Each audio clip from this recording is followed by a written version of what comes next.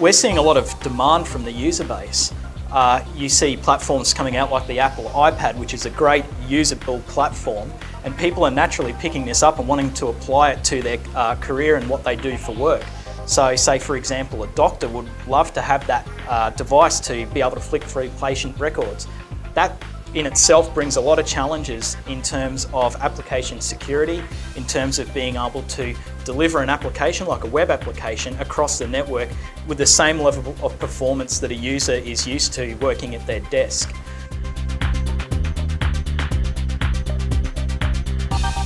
If you look at a tablet PC or a mobile device, you may not be in control of that end device.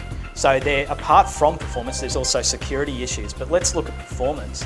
In terms of delivering an application like a web application, traditional methods like WAN acceleration, if you can't have a WAN acceleration client on that platform, or you don't have a remote office where you can put an appliance either side, you're really looking at a different type of technology, especially around web applications. If we look at HTTP and the web, the protocols that drive the web, they weren't necessarily built around serving an application.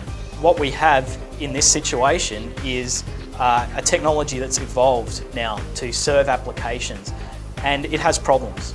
There's two ways around it. Either you're big enough like Google or Facebook to really get your own team who can write an application that's very tweaked and it performs well around the user, or you're serving an off-the-shelf type application like SharePoint, but you need to have a device that can accelerate that from a web perspective.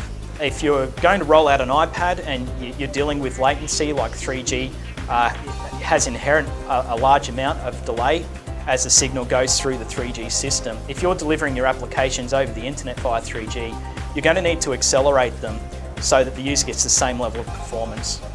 Management really needs to know what their application's doing across the network in terms of visibility and management of those applications, and they need to know that the application itself is secure in terms of the network and the application. There's a gap in that security model, and we're seeing most of the attacks nowadays are launched around things like cross-site scripting, SQL injection, that really sit between the application and the network.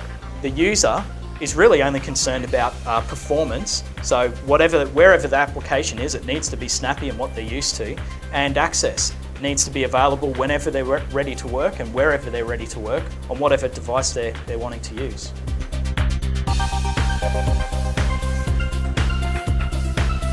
The challenge we're seeing with the Apple iPad is it's very good at delivering mail, and organisations tend not to have too much of a problem activating push mail from their Exchange service, for instance, and getting mail sent to the iPad. But that's only one application. We're also seeing users really wanting to pull up customised applications, things that they might have developed a web front end for that they want to pull up in the iPad. But how to do that securely and with the same level of performance, that's the real problem that people are focusing in on now. You're limited really with smartphones by what the platform itself can achieve. You've got small screen size, limited keyboard.